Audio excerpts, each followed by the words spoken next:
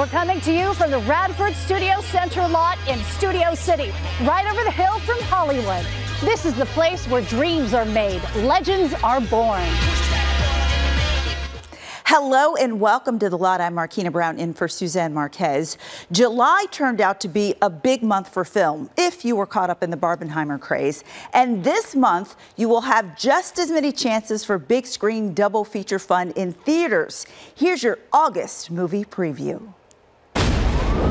Boys, where have you been? We're just running errands. That's it? Well, the month begins with Teenage Mutant Ninja Turtles Mutant Mayhem, which comes out August 2nd, and the toothsome Meg 2, The Trench, on August 4th. This looks like a bite. Search the ship. Everywhere. August 11th finds the very scary Dracula film, The Last Voyage of the Demeter, creeping into theaters alongside the fast-paced racing action of Gran Turismo. Whatever you can imagine, I can create. Yeah, that's more like it. And August 18th pits the superpowered Blue Beetle against the potty-mouthed pooches of Strays. With the heat affecting many across the country, there's no better place to be than inside cool theaters this month. You just caught a sneak peek of Teenage Mutant Ninja Turtles Mutant Mayhem in theaters now.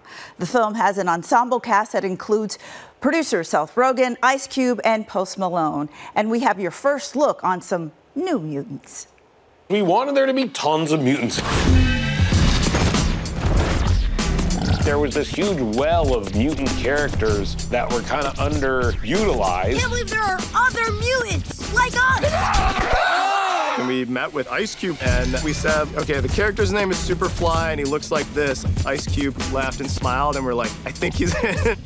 He's a cool supervillain, I'm a cool supervillain. I decided to kill all the humans and let the mutants rule the earth. That's a take.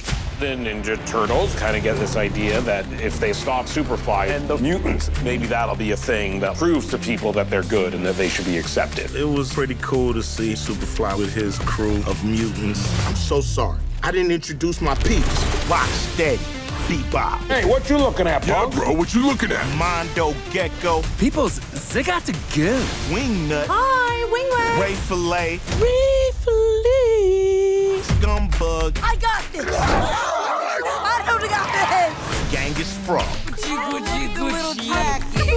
Don't patronize me. And Leatherhead. Oh, good night, fellas. This idea of kind of like bringing it to this like monster movie type place was really fun and exciting. It's called Mutant Mayhem.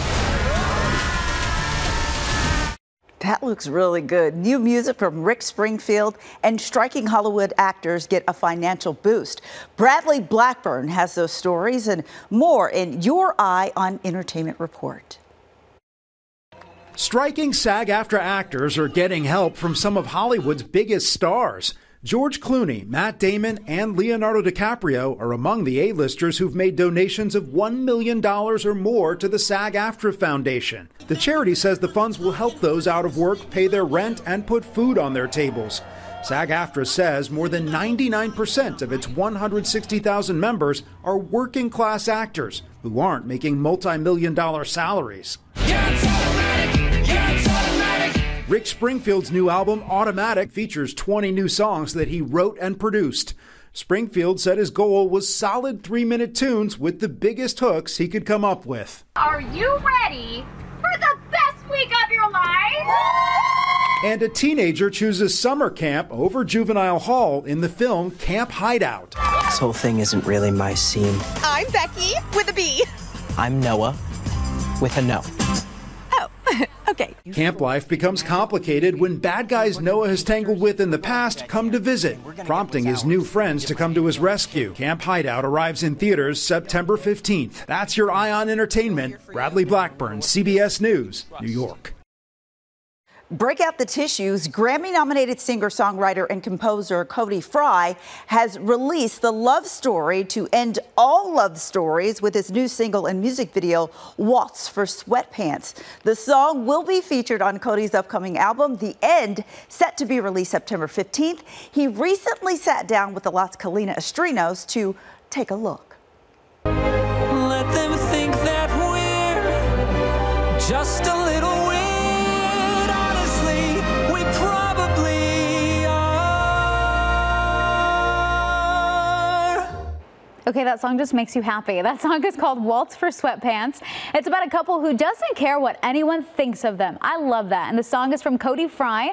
And his song I Hear a Symphony surpassed 200 million streams on TikTok and reached #1 on the Billboard Classical Tracks chart in 2021. So joining me right now is Grammy-nominated singer and songwriter Cody Frye. Thank you so much. And thank you for waving at the camera every single time I said your name earlier. That was phenomenal. I was so excited. It's great to be here. Thanks for having me. Of course. So let's get to that song, the I Hear a Symphony song. It went viral on TikTok. Thousands and thousands and thousands of videos have that song. What was it like initially seeing so many people take to your music so well?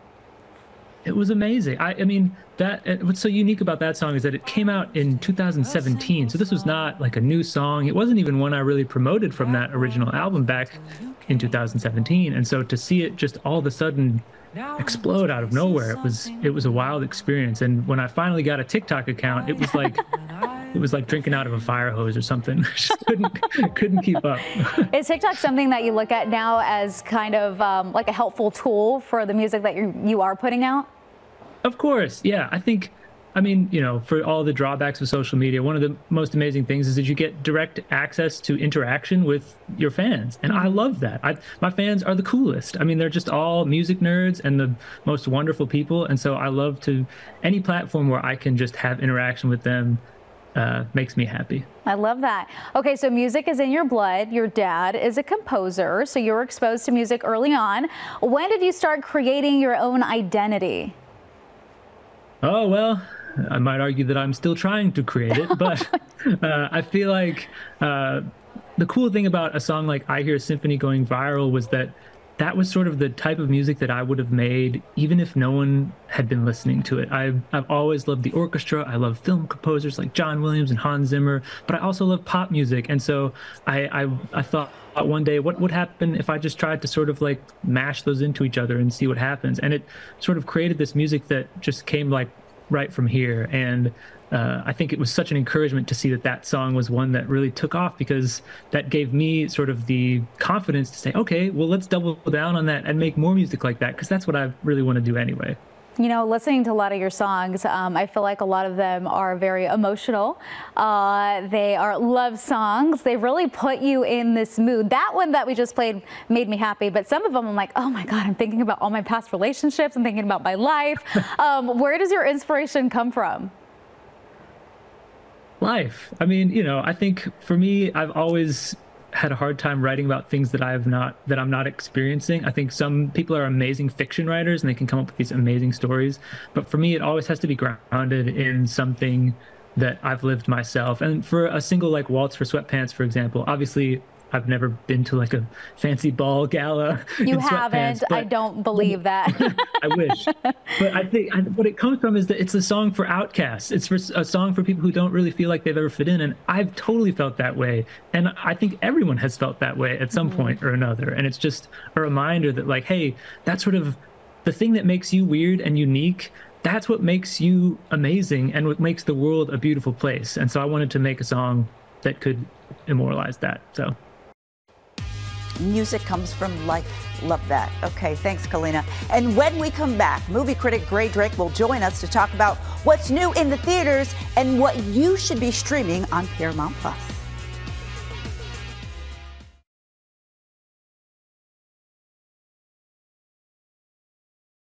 Welcome back to The Lot. Joining me now is movie critic Grae Drake. How are you? I'm excited this week. Are you? Mm-hmm. Lots of good movies. Lots of good movies. Mutant Mayhem. That's right. Snapchat filter. That's right. You tried it. Let's take a look. Marquina, I'm totally ready to review Teenage Mutant Ninja Turtles, but I can't stop looking at how my mouth moves. Cowabunga. Wow.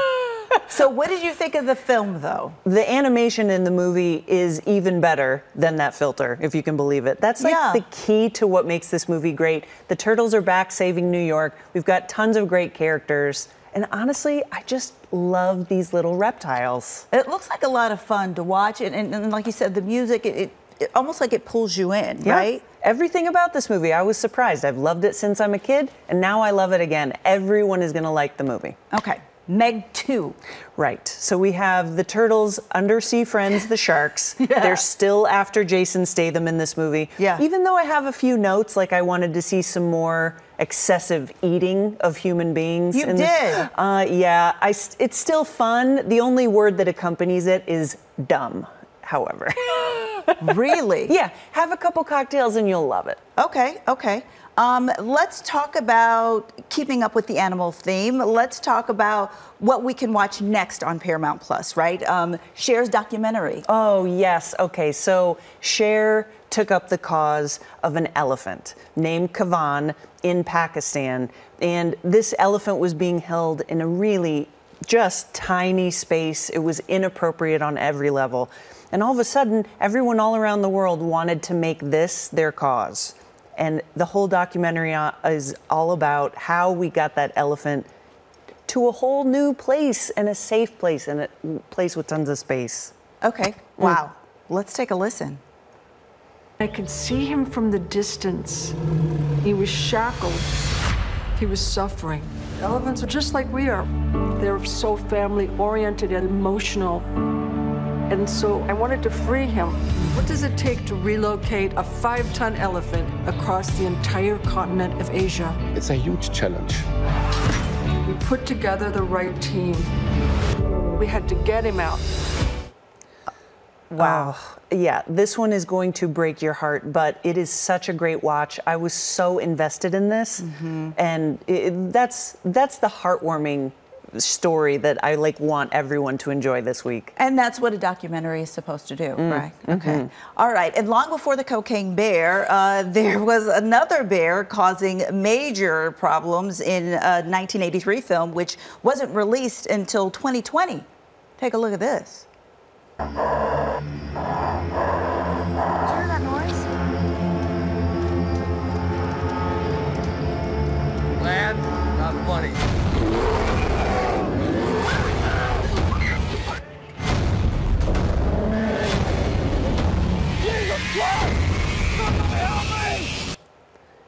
What? I know. So please remember how I described the Meg 2 as fun but also dumb? Yes. The same applies to Grizzly 2, okay, where you saw some familiar faces in that clip. George Clooney, Laura Dern, Charlie Sheen. They're all dead in the beginning of this movie that was made 40 years ago. Now, for some reason, the filmmakers picked up this project again. They shot brand new HD footage, which doesn't match the 83 footage in any way, shape, or form. But this bear is still out to kill everyone it sees because someone killed the bear's baby. Okay, so this is a movie with an environmental undertone. But please don't take it too seriously. It is so bad it's good. Sounds like you don't have a choice, but not to take it seriously. Right. And I use the term good really loosely. Really loosely. Now, there's a whole subplot about a concert as well. So you get some people on stage, bands you don't recognize. None of it makes any sense, but it is a wild time capsule that really takes you into Cocaine Bear that was released this year pretty well. And like I said, it's animals and more animals and more animals. Okay. All right. And finally, of course, we have to talk about Pee Wee Herman, the beloved actor who played Pee Wee Herman. Paul Reubens passed away this week at the age of 70, and here's how he can be remembered. Why don't you take a picture? It'll last longer. Ah! Paparazzi! So watch this one and be reminded that it takes place right after Pee-wee's big adventure. Pee-wee's exhausted. He ends up in a love triangle, but somehow he's on a farm and there's a circus in his backyard that he allows to stay there. It's just the essence of Pee-wee, and even if it isn't necessarily the best film he ever made, it's still so wonderful and a great reminder of an amazing talent. Yes, he was. Thank you so much. Thank you for joining us, Grae. You got it. When we come back, Big Brother is back, and we will have a look at the new Big Brother house.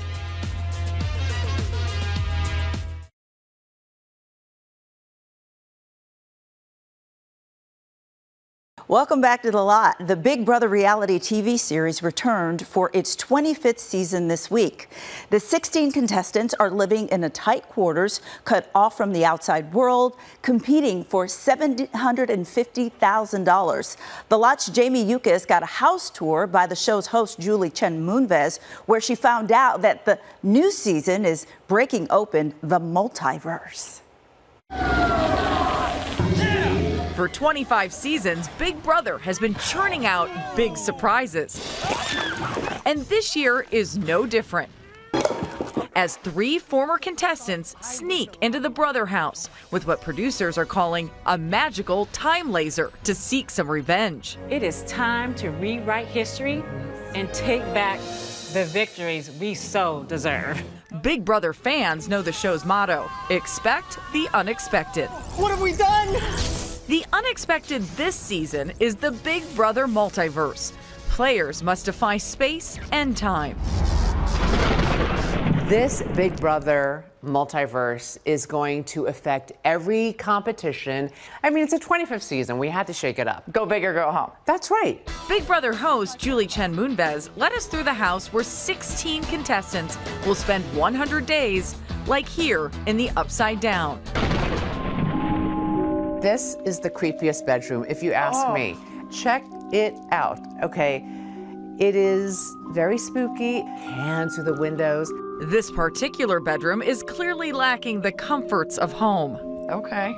Yeah, I know. Bam! Fans keep coming back for the messy physical challenges. I gotta go into this muck, smelly, disgusting. And being trapped in close quarters tends to amp up emotions, leading to explosive fights. You're a wicked witch. Why don't you get on your broom and fly back inside? With 90 cameras rolling day and night, you never really know who's watching. One of the unexpected things I heard is that George Clooney stopped by the set. George Clooney did, and he was on that side of the glass. He was fascinated that there was this human habit trail. It was like looking at exotic animals at a zoo or something. When you exit this room, you gotta spin the wheel. Oh, you got one. I got one good, then I only have to kick myself once. And you have to do that before leaving the room. Every time. Oh. I'm inside one of the most sophisticated TV control rooms ever built. Chen has been the host since the show's premiere in July of 2000 and is a big part of Big Brother's success. But in the early days, internet trolls gave the host a hard time. I've read some mean things about me, and I'm like, they have a point. Really? Yeah, so I have learned sometimes from the mean criticism. I'm like, not wrong. Okay. As a journalist trained to conceal emotions while reporting, she brought those skills to the set. A steely look in my eyes, like no soul behind those eyes, but first. Fans strung together her deadpan delivery, nicknaming her the Chenbot. And it made me laugh out loud because someone said, she is a robot. And the only thing that was different were my hairdos and my outfits. And I thought, I am the Chenbot. It was a mean-spirited thing, but it is funny and it is true. This is one of the famous spots where all the manipulation starts, the secret plans. Players become saboteurs, forming alliances to survive. Others use the house for showmance that in some cases become real-life romance. Will you marry me? Yes. 7 couples have wed. We've had more successful marriages than The Bachelor, okay? When you're locked away with someone else and you have no other distractions, you know all their flaws, their good side, their bad side. You know if you can live with them for the rest of your life. Introducing Adora Borealis. Rachel Riley met her husband, Brendan Viegas, in season 12, then came back the next year to win the game. I'm always competing, so of course it only makes sense that I had the first Big Brother baby. This isn't a competition, Rachel. It's always a competition. You're a terrible person. You like to keep things. And while rivalries may be real at the time, reality is up in the air in the multiverse. But through the years, the host says many players make lasting connections. I always say Big Brother is like holding up a mirror to your face 1 inch away. And either you like what you see or you don't. And then at the end of the day, you have to say like, ooh, what can I maybe change? Or defend it and never change. Or defend it and never dig in.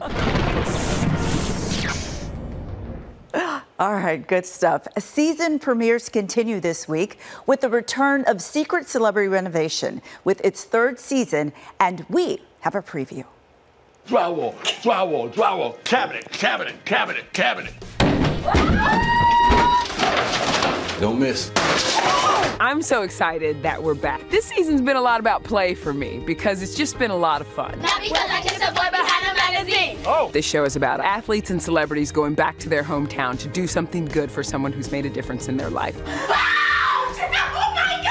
We have a great mix of celebrities this year. We got Phil Kogan. The last time I saw Boston Rob, I eliminated him on The Amazing Race. So I wasn't really sure what kind of reception I was going to get. Good to see you, buddy. We're good. Yeah, we're good. But I got a nice warm welcome. We've got Devontae Adams, Elle King, Niecy Nash, Damar Hamlin, Beth Bears, JB Smoove, and Fire Country's Max Terriot. Max Terriot is just a gem. He plays some of the roughest characters on television, but he's got a heart of gold. There's just that feeling that you have when you watch a show like this, where you just feel good. All right, let's save the dancing for inside. Oh. I'm so honored to have been a part of this project. Rob and Sabrina and Nichelle, everybody felt like they were as invested in giving this beautiful gift as I was. It was a wonderful opportunity to show them my love for my grandmother and to do something special for her. Wow, this is beautiful. We really have gone above and beyond. We've got our first international show. We've got our first conservatory. We're taking it up a level with JB's episode. Coming together. Hey, I have faith in you, baby. I told you we're gonna get it done. This season, more than ever, the stories have touched all of our hearts. It's beautiful. The joy that you can get from giving is so incredibly rewarding. Open your eyes. No! This has been one of the most emotional things I've ever been part of. I love you, Papa. I know you do. This show really is about heart, it's about love, and it's about paying it forward and doing something good for somebody you love. Love that show. All right, a new trailer from a popular Marvel series and a documentary that will have you questioning what you eat. Here's what's coming up and stream-worthy. Marvel Studios is out with the first official trailer for Loki Season 2. There's nothing to stand between this world and utter destruction. Tom Hiddleston reprises the lead as the god of mischief traveling through time. Oscar winner Kiwi Kwan joins the cast, playing a tech expert for the Time Variance Authority. Great to see you again.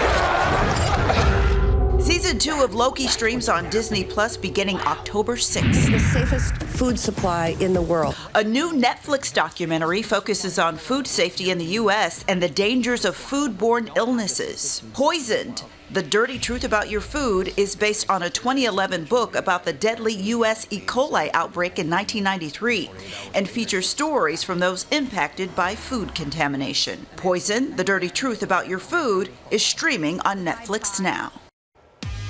Well, that is a wrap for this episode. Thanks for watching. I'm Marquina Brown. Suzanne Marquez will be back next week on The Live. See you then.